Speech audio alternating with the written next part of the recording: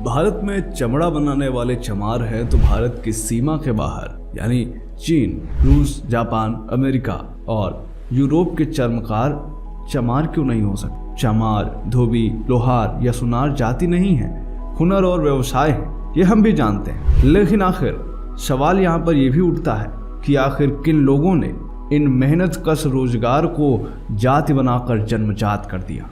America के भूतपूर्व राष्ट्रपति अब्राहम लिंकन के पिता मोची थे, उच्च कोटि के जूते चप्पल बनाते थे। लेकिन अगर अब्राहम लिंकन का जन्म भारत में हुआ होता तो क्या उन्हें वह सम्मान भारत में मिलता जो उन्हें अमेरिका में मिला। तो क्या कहा जाए कि भारत में मेहनत कश लोगों को मान सम्मान नहीं दिया जाता। खैर, आज की इस वीडियो में हम बात करने वाले हैं दुनिया के सबसे बड़े चमार के बारे में। जी हाँ, दुनिया के सबसे बड़े चमार के बारे में, जिसका नाम है टॉमस बाटा चमार। जी हाँ, यह वीडियो बहुत ही इंटरेस्टिंग होने वाला है, इसीलिए चैनल को सब्सक्राइब कर लें और इस वीडियो को लाइक जरूर करें। चलिए आगे बढ़ते हैं। ये जो कहानी हम आपको बताने वाले हैं, यह कहानी टाटा की नहीं है, किसी बिरला या बजाज की नहीं है, यह कहानी है बाटा की।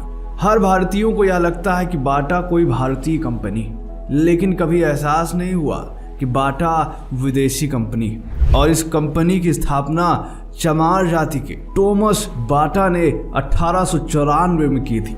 आपको हैरान परेशान होने की जरूरत नहीं है।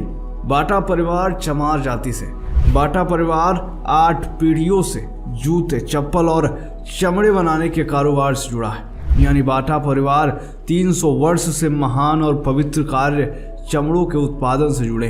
टॉमस बाटा का जन्म 1876 में स्लोवाकिया के एक छोटे शहर जिलिन में हुआ था। पूरा परिवार मोची के कार्य से जुड़ा हुआ था। इस छोटे से शहर में बाटा परिवार के अलावा बेहतरीन जूते चप्पल कोई नहीं बना सकता था। चमड़े के कार्य में बाटा परिवार का मान सम्मान था। स्लोवाकिया देश में चर्मकार को नीच या छूत नहीं समझा जाता था, उन्हें समाज में बराबरी का सम्मान मिलता। भारत में क्या कारण रहे कि जाति को ज्यादा महत्वपूर्ण माना गया और कर्म को नहीं। वहीं स्लोवाकिया में बराबरी के महान समाज में टॉमस बाटा ने भी अपना परिवार का पेशा अपनाया और मोची बन गए। टॉमस बेहद सस्ते और अच्छे गुणवत्ता के जूते चप्पल बनाकर बेचने लगे। बिक्री ज्यादा होती पर मुनाफा कम होता। टॉमस बाटा ने जूते चप्पल निर्माण की कंपनी खोली और उसमें मां ने सहयोग किया, भाई बहन उनके सहयोगी बने। 1894 में बाटा कंपनी की नींव पड़ी। अच्छे गुणवत्ता के जूते सस्ते दामों में बेचने के कारण टॉमस बाटा को नुकसान हुआ। कंपनी चलाने का गुण सीखने के लिए लंदन में जूते की फैक्ट्री में मजदूर बनकर काम किया। फिर मार्केटिंग, स्ट्रेटजी, प्रोडक्शन, डिस्ट्रीब्यूशन और विज्ञापन का गुण सीख कर उन्होंने दोबारा अपने देश आकर बाटा कंपनी में जान डाल दी और सस्ते दामों में जूते चप्पल बेचना जारी रखा। और ज़्यादा सेल होने के कारण कंपनी को मुनाफा हुआ। उस वक्त अच्छी क्वालिटी के वस्तुओं का अर्थ था महंगे दामों में बिकने वाली वस्तु, जो केवल अमीर लोग ही अफोर्ड कर सकते थे। चमार जाति के काबिल उद्योगपति टॉमस बाटा ने इस धारणा को ध्वस्त कर एक नई धारणा गढ़ी। अच्छे और बेहतरीन गुणवत्ता की वस्तुएं भी सस्ते दामों में मिल सकती है और बाटा के जूते और चप्पल इनमें से एक। आज से 100 साल पहले तक जूते हो या चप्पल इसे अमीरों की पहनने वाली वस्तु समझा जाता था। गरीब तो नंगे पांव ट्रेन में सफर कर बंबई, कलकत्ता में मजदूरी करने आते थे। टॉमस बाटा का सपना है, अमीर हो या गरीब, बाटा के जूते पैर में होने चाहिए। पूरे भारत में फैलकर कंपनी ने अफ्रीका में भी विस्तार किया, जहां कई कंपनियां जाने से इसलिए इतराती थी कि गरीब अफ्रीकी देशों में जिनके पास खाने को नहीं है वो जूते चप्पल कहां से खरीदेंगे।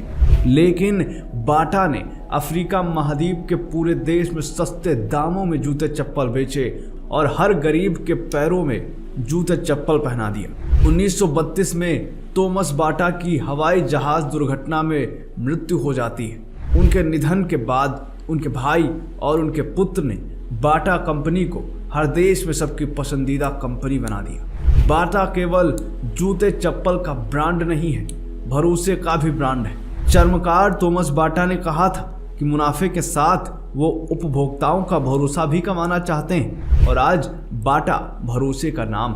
टॉमस बाटा का जन्म क्या भारत में हुआ होता तो क्या बाटा कंपनी दुनिया भर के चमार जाति के लोगों के लिए आज एक प्रेरणादायी कंपनी के रूप में है। आज भी बाटा कंपनी दुनिया में बड़ी कंपनियों में गिनी जाती है और कर्म से चमार जाति का एक शख्स जो इस कंपनी की स्थापना करता है, उसने हर गरीब के पैरों में चप्पल और जूते पहनाकर ही दम लिया।